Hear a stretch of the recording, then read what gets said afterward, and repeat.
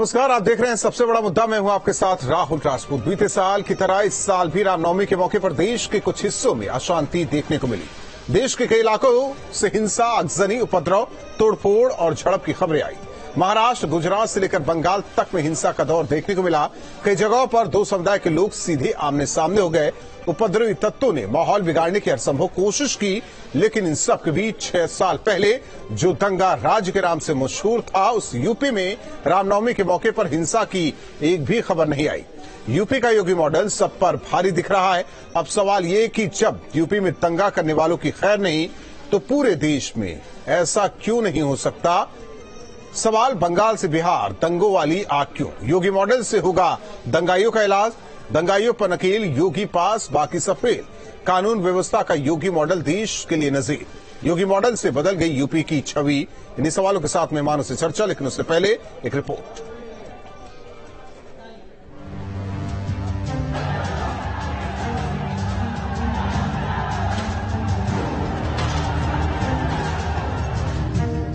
क्या हिंदुस्तान में रामनवमी मनाना गुनाह है? क्या रामनवमी पर जुलूस निकालना पाप है? 3 राज्यों में दंगे की आग क्यों भड़की? यूपी में हिंसा हंगामा नहीं, शांति है।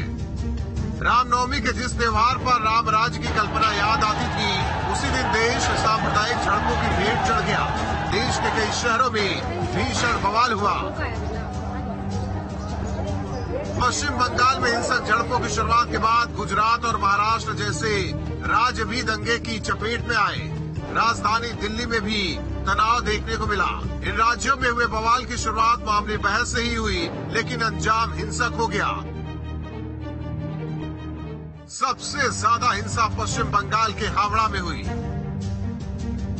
जुलूस निकालने पर दंगाइयों ने कई गाड़ियों को आग के हवाले किया।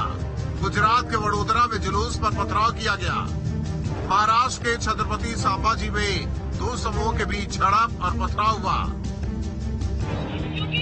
लेकिन आज से 6 साल पहले जो दंगा राज्य के नाम से मशहूर था, उस राज्य में रामनवमी के मौके पर हिंसा की एक भी खबर नहीं आई। यूपी में हिंसा की एक भी खबर नहीं आई। यूपी के सीएम है योगी आदित्यनाथ। यूपी में बाबा का बुलडोजर इस कदर दौड़ता है कि दंगाइयों की हिम्मत नहीं हुई कि रामनवमी के जुलूस पर एक पत्थर भी उछाल सके। जानते हैं आखिर क्यों? तो सुनिए उत्तर प्रदेश के सीएम योगी आदित्यनाथ को। उत्तर प्रदेश में एक भी दंगा नहीं हुआ और दंगाइयों को पहले दिन से संदेश दिया। अगर दंगा करोगे तो अगली 7 पीढ़ी का पट्टा लिख करके जाना, जो भरपाई करती रहेगी। और भाइयों बहनों, दंगा नहीं हो सकता प्रदेश में। आपको बता दें कि सीएम योगी का यह बयान 1 साल पुराना है, लेकिन अभी भी दंगाइयों के जहन में बाबा का डर बैठा हुआ है। यही कारण है कि इस बार रामनवमी के मौके पर दंगाई अपने बिल में दुबके रहे। अगर यूपी में अब कानून का राज है, तो इसके पीछे योगी का मॉडल है। क्या है योगी मॉडल? दंगा होते ही इमरजेंसी मीटिंग, 1 घंटे के अंदर पुलिस का एक्शन, 24 घंटे तक जिले के सभी बड़े अधिकारियों का डेरा, सीसीटीवी फुटेज से आरोपियों की पहचान, दंगे के तुरंत बाद आरोपियों की धरपकड़, चौराहे पर आरोपियों का पोस्टर लगा दिया जाता है, दंगाइयों के घरों पर बुलडोजर एक्शन, दंगे में हुए नुकसान की वसूली भी दंगाइयों से ही। हालांकि सीएम योगी की कार्रवाई पर विपक्ष लगातार सवाल खड़े करता आया है। भारतीय जनता पार्टी की सरकार को बताना चाहिए ये कैसा मॉडल है, और मथुरा के जो दोषी हैं, जो लोग प्रदेश का और मथुरा का माहौल खराब करना चाहते थे, उन लोगों पे क्या कार्रवाई की गई। यूपी में दंगाई और माफिया पर योगी बाबा का बुलडोजर चल रहा है। वो थर-थर कांप रहे हैं। दंगा करने से तौबा कर चुके हैं, क्योंकि उन्हें डर है कि ना जाने कब बाबा का बुलडोजर आ जाएगा। Team news state. मेहमान जुड़ चुके हैं। सबसे पहले परिचय करा दे। अभिमन्यु त्यागी जी प्रवक्ता कांग्रेस, संजय चौधरी जी प्रवक्ता बीजेपी, मनोज यादव जी प्रवक्ता समाजवादी पार्टी, साथ ही साथ अरविंद कुमार जैन जी पूर्व डीजीपी हमारे साथ जुड़ रहे हैं। सबसे पहले अरविंद जैन सर, आपका रुख करते हैं। जो स्थितियां अभी रामनवमी के दिन कई दूसरे राज्यों में देखने को मिली, हालांकि शांति रही उत्तर प्रदेश में, और जो ये बार बार कहा जाता रहा कि 6 साल पहले जो स्थिति थी और आज की स्थिति में बहुत परिवर्तन। सवाल इस बात को लेकर सब शांति है और दूसरी ओर योगी मॉडल की बात की जा रही है।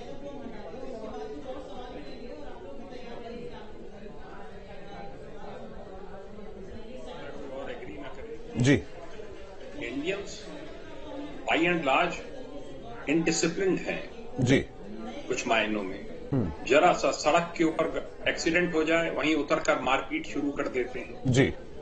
फॉरेन कंट्रीज की तरह वेट नहीं करते कि वहां पे कार्रवाई होगी। दूसरा, जरा सी कोई बात हो गई लाठी डंडे लेके बाहर निकल आए और लड़ना शुरू कर दिया। आपने देखा होगा कि यहाँ पे राइट्स हो जाते हैं गांव में, जरा सी जमीन को लेकर झगड़ा हुआ, कईयों के सिर फट गए। ये नहीं कि आप पुलिस को बुलाएं, पुलिस के सामने अपना पक्ष रखें, तहसील के सामने रखें। ऐसे में बहुत आवश्यक हो जाता है कि आप जब कानून व्यवस्था प्रदेश में बनाए रखनी है तो ऐसे कानून बनने चाहिए कि अगर आप सार्वजनिक संपत्ति का नुकसान कर रहे हैं, आप निजी संपत्तियों का नुकसान कर रहे हैं, आगजनी कर रहे हैं, जिस प्रकार की घटनाएं मैं देख रहा हूं हावड़ा में हुई, संभाजी नगर में हुई, आपने दिखाई हैं जी। और बिहार में भी घटनाएं हो गई, झारखंड में भी हो गई और वडोदरा में भी हुई। इन सबके ऊपर रोक के लिए बड़े सख्त कानून बनने चाहिए। आप न्यायिक प्रक्रिया का पालन करें, आप तहसील और थाने पे कोई आपकी शिकायत है उसको दें, बजाय ये कि आप कानून को अपने हाथ में ले लें और महिलाएं, बच्चे, इधर उधर बुजुर्ग सब भाग रहे हैं, भगदड़ मच रही है। उत्तर प्रदेश की क्या स्थिति आप देख रहे हैं इन दिनों? नहीं, उत्तर प्रदेश में जो पिछली बार दंगा हुआ था लखनऊ में, उसके बाद से मैं नहीं समझता कि कोई इस प्रकार का जो है दंगा हुआ है। प्रयागराज में, कानपुर में घटनाएं की गई थी, उनके ऊपर सख्त कार्रवाई हुई और उसका एक मैसेज गया। जो अतीक पर एक्शन चल रहा है, पब्लिक उसको भी वॉच कर रही है कि इसने एक दुस्साहस किया, एक बहुत गंभीर घटना को कारित किया, एक्शन हो रहा है। ये ऐसा होना चाहिए, पुलिस एक्टिव रहनी चाहिए। पुलिस का फर्ज बनता है कि पब्लिक की जो प्रॉपर्टी है, पब्लिक लाइव्स हैं, उसकी सुरक्षा, उसको सुरक्षा प्रदान करे और सख्त से सख्त एक्शन ले।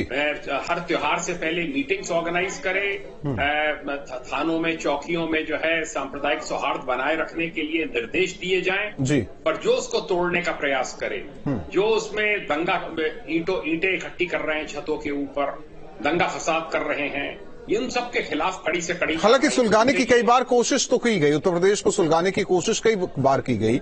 ये क्या कि पुलिस प्रशासन चुस्त दुरुस्त या फिर जिस तरीके से कानून व्यवस्था बनाए रखने को लेकर निर्देश दिए गए हैं उसकी वजह से। मनोज जी, बहुत ध्यान से आप अरविंद कुमार जैन जी की बातों को सुन रहे हैं और मंद मंद मुस्कुरा भी रहे हैं।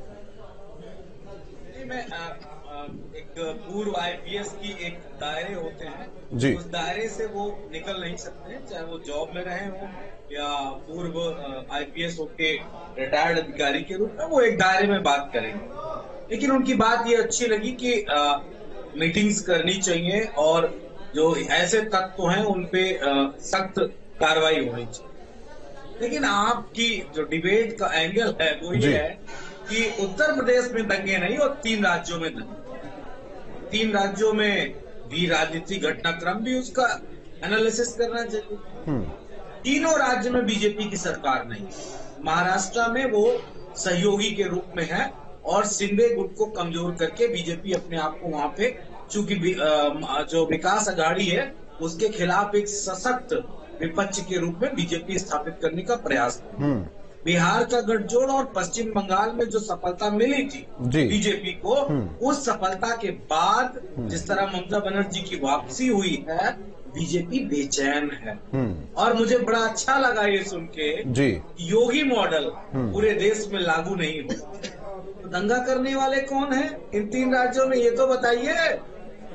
कौन हथियार लेके निकल रहा है, कौन किसी के धार्मिक स्थल पे जाके झंडा गाड़ रहा है, कौन किसको गालियां दे रहा है, कौन जहांगीरपुरी दिल्ली में किस तरह की बदतमीजियां करते हुए पुलिस अधिकारियों को बेचैन कर रहा था। कहना क्या चाहते हैं मनोज जी, जरा खुलकर बोलिए ना। ये स्पष्ट है कि ये दंगा सांप्रदायिकता भड़काने का काम भाजपा अपने चुनावी फायदे के लिए कर रही है। मैं स्पष्ट रूप से कह दूं, किसी भी राष्ट्र के लिए और राष्ट्रीयता के लिए सांप्रदायिकता सबसे हीन, सबसे गंदा शब्द होता है। उसकी राष्ट्रीयता का पैमाना नीचे जाता। सुन रहे हैं संजय चौधरी जी?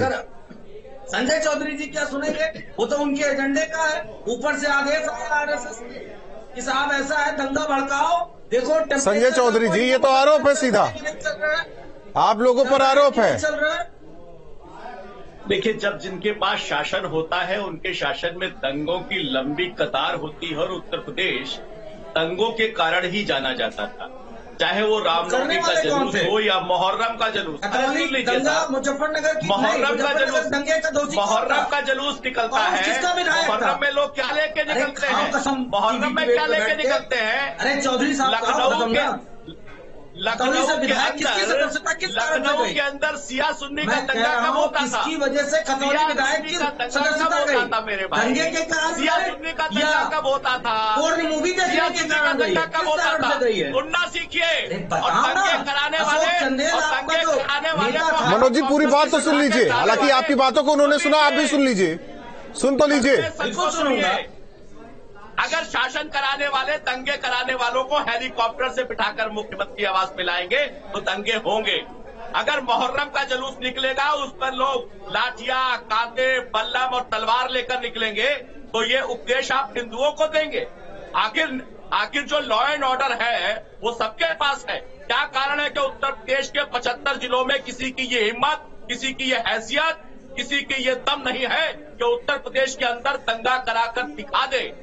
वो ताकत कहाँ है? करने वाले आपको शासन करने वाले लोग। मनोज जी, आप बताइए, मनोज जी, दंगा कराने वालों को हेलीकॉप्टर से बिठाकर कौन मनोज लाता जी, था? संजय चौधरी जी, देखिए, ठीक हो गया, एक मिनट।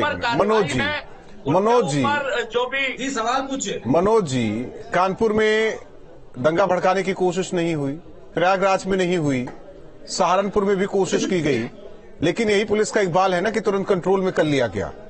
आप एक पक्ष को ही कटघरे में क्यों खड़ा कर रहे हैं? नहीं, बिल्कुल, देखिए, आपका सवाल अपनी जगह बिल्कुल सही हो सकता है, लेकिन आप ये बताइए, क्या उत्तर प्रदेश के बुलंदशहर के हमारे साथ पूर्व आईपीएस महोदय बैठे हैं, एक इंस्पेक्टर की दंगाइयों ने कैसे पत्थरों से कुचल के, पुलिस अधिकारी था वो, उसकी हत्या किसने की थी? बुलंदशहर की वो घटना याद है ना आपको? एक इंस्पेक्टर की जान भदौरिया की गई थी, किसने ली थी जान? वो था बीजेपी का कि नहीं था? फिर आप बताइए, क्या हुआ? मथुरा में किसकी जान चली गई? मथुरा में किसकी जान चली गई? अगर ऐसे गिनाने बैठ जाएंगे, सर छोड़िए, मैं हाल की घटना को लेकर सवाल पूछ रहा हूं, आप जवाब नहीं दे रहे हैं। अभिमन्यु जी, जरा एक कमेंट आपका भी हो जाए, फिर चर्चा को आगे बढ़ाते हैं मनोज जी से। राहुल जी, आपको और पैनल में मौजूद सभी लोगों को नमस्कार, जय हिंद, वंदे मातरम। देखिए राहुल जी, भारत की जो परंपरा है वो वासुदेव कुटुंबकम की है कि ये धरती ही हमारा परिवार है, और अलग अलग ज्ञानी और विद्वान लोगों ने एकता के लिए, शांति और सद्भाव के लिए अपनी बातें कही हैं। मशहूर शायर इकबाल ने कहा अपने शेर के माध्यम से कि मजहब नहीं सिखाता आपस में बैर रखना, हिंदी है हम, वतन है हिंदुस्तान हमारा, हमको मिलजुल कर रहना चाहिए, सब बात जानते हैं। लेकिन कुछ जगह और काफी जगह बहुत से मामले ऐसे आते हैं त्योहार के समय कि जहां बहुसंख्यक या अल्पसंख्यक में कुछ लोग ऐसे होते हैं जो आपस में विद्वेष फैलाने का काम करते हैं। ऐसे लोगों पर कठोर से कठोर कार्रवाई होनी बहुत जरूरी है। उत्तर प्रदेश में मथुरा का एक हाल का इंसिडेंट है, रामनवमी का, एक धार्मिक स्थल पर जो अल्पसंख्यक का था, बहुसंख्यक के एक व्यक्ति ने वह झंडा फहराया धार्मिक चिन्ह वाला। इसी तरह लखनऊ का है पत्थर। सर देखिए, शरारती तत्व तो हर वर्ग में रहेंगे, लेकिन सवाल पुलिस के इकबाल को लेकर है कि तुरंत काबू किया गया कि नहीं, काबू किया गया कि नहीं, मैं ये जानना चाहता हूं। मैं देखिए सरकार की बात नहीं कर रहा हूं, पुलिस प्रशासन सरकार आती जाती रहेंगी, खाकीधारी हमारे बीच रहेंगे। राहुल जी, मैं कहना चाहता हूं, ये लॉ एंड ऑर्डर का मामला है, सभी सरकारें मजबूती के साथ इस पर कठोर कार्रवाई करती है। कोई सरकार नहीं चाहती कि उनके प्रदेश में दंगा हो। अब गुजरात में भी झड़पें हुई हैं, और वहां तो आदरणीय प्रधानमंत्री मोदी जी भी मुख्यमंत्री रहे हैं। अब तो हमारी इसीलिए कहा जा रहा है जो यूपी मॉडल है, जो योगी मॉडल है, क्या अब उससे इन अराजक तत्वों, उपद्रवी, हिंसा करने वालों से निपटने के लिए एक सटीक तरीका है? कठोर से कठोर कार्रवाई होनी चाहिए, और एक चश्मे से, एक एंगल से, एक नजरिए से इनको नहीं, मनोज जी तो एक ही एंगल से देख रहे हैं ना, नहीं रखनी चाहिए। मनोज जी तो एक ही एंगल से देख रहे हैं। नहीं लगा मनोज जी की बातों में हमें कहीं ऐसा नहीं लगा कि वो एक एंगल से देख रहे हैं। हमें जो लगा वो, मैं उनसे प्रयागराज पूछ रहा हूं, अभी हाल की घटना को लेकर सवाल पूछा, लेकिन वो अलग ही एंगल देने लग गए, है ना मनोज जी? ऐसा ही है ना? नहीं, बिल्कुल। देखिए, एक बात बताएं, मैं सारी बातों का जवाब देना उचित समझता हूं। मैं टीवी डिबेट पे कोई अनर्गल प्रलाप करने के लिए नहीं बैठता हूं। मेरा सवाल था कि अगर भाजपाई दंगा करते हैं तो उन पे कार्रवाई क्या होती है? उनको माला पहनाया जाता है, उनको महिमा मंडित किया जाता है, फिर वो मुजफ्फरनगर की बात लेकर बैठ जाएंगे। मैं मुजफ्फरनगर की बात ही नहीं करता। मैं कह रहा हूं कि समाजवादी पार्टी दंगा करती है या दंगा करने वाले का सपोर्ट करती है। मेरा सवाल है, खतौली का विधायक विक्रम सैनी की जो सदस्यता गई वो किस कारण से गई? और मूवी देखने की वजह से गई या दंगे? आप तो कह रहे बहुत शालीनता के साथ आप डिबेट करते हैं, लेकिन जो चीज नहीं बोलनी चाहिए वो भी आप बोले जा रहे हैं। मैं इसलिए आप उससे बचिए ना। मैं बिल्कुल बचने का प्रयास कर रहा हूं, लेकिन हो नहीं पा रहा। चाहता हूं जिस पार्टी के विधायकों पे दंगे के कारण संजय चौधरी जी उन पे मुकदमे हो, जवाब दे दीजिए। कैसे छुप सकती है? जवाब दे दीजिए। दंगा कौन कर रहा है? अब जवाब लेंगे आप? बिल्कुल। देखिए, मुझे लगता है कि शासन के बारे में अगर ये संदेश हो कि ये सरकार, ये शासन, ये प्रशासन अराजकता को बिल्कुल स्वीकार नहीं करेगा, और जो अराजकता करेगा न केवल उसकी गिरफ्तारी होगी। संजय चौधरी जी, सवाल उनका ये है, वो लगातार बीजेपी पर हमलावर है मनोज जी, और उनका यही सवाल है कि आप सरकार में, आपकी पार्टी सरकार में इसलिए यूपी में दंगा नहीं, बिहार में इसलिए क्योंकि वहां आप नहीं है, महाराष्ट्र में आप अलायंस में हैं, पश्चिम बंगाल में आप हैं नहीं, इसी वजह से दंगा हो रहा है। बाकी तो सब बाकी दूसरे पक्ष वाले शांतिदूत हैं। नहीं, शांतिदूत इसीलिए है ना। ये देखिए, ये बात कर रहे थे, आप बताइए उत्तर प्रदेश के इतिहास में दंगाइयों के प्रति सापेक्ष व्यवहार, सकारात्मक व्यवहार और नकारात्मक व्यवहार के दो तरीके हैं। एक तरीका है दंगा करने वाले को हेलीकॉप्टर से बुलाओ और मुख्यमंत्री आवास में बैठाओ, और दूसरा तरीका क्या है कि जो भी दंगा करे उसको बख्शो मत, उसको पकड़ो, और पकड़ने के बाद जो भी नुकसान हुआ है उसकी भरपाई उसकी जमीन बेचकर, उसका व्यवसाय बेचकर, उसकी छत बेचकर करो। और अगर अपराधियों को लगता है कि ये सरकार हमें बख्शेगी नहीं, तो वहां निश्चित रूप से कोई भी कानून को अपने हाथ में नहीं लेगा। ये सामान्य सिद्धांत है, और इसी के आधार पर माफियाओं का भी मान मर्दन हुआ है, माफिया भी कम हुए हैं, अपराधियों का भी मान मर्दन हुआ है, और दंगाइयों के साथ भी यही हुआ है। और जो उन्हें अपने अरविंद सर देखिए, एक मिनट मनोज जी, एक मिनट रुक तो जाइए। अरविंद सर, दंगाइयों को रोकने के लिए, ये हिंसा करने वाले रोकने के लिए योगी सरकार ने तो क्लॉज बना दी उनके साथ कैसे निपटना है, लेकिन ये चीजें दिखाई नहीं देती, और ये कुछ लोग समझना भी नहीं चाह रहे हैं, क्योंकि हाल की घटनाएं हम लोगों ने देखी, जिसकी लगातार चर्चा कर रहे हैं, आपने भी जिक्र किया, प्रयागराज, कानपुर, सहारनपुर में भी हुआ।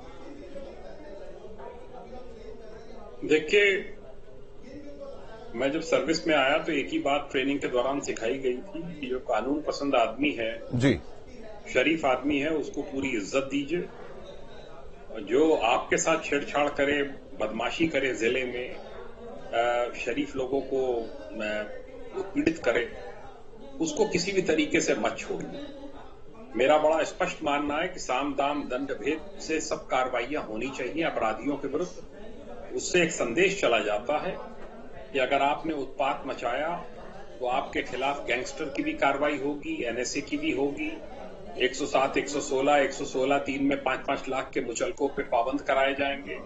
हम लोग पहले कराते थे, त्योहारों से पहले लिस्ट बनती थी कि कौन कौन दंगाई हैं, पिछले दंगों में किन किन के नाम आए हैं, उनके खिलाफ 151 में कार्रवाई होती थी, उनको बाउंड डाउन कराया जाता था।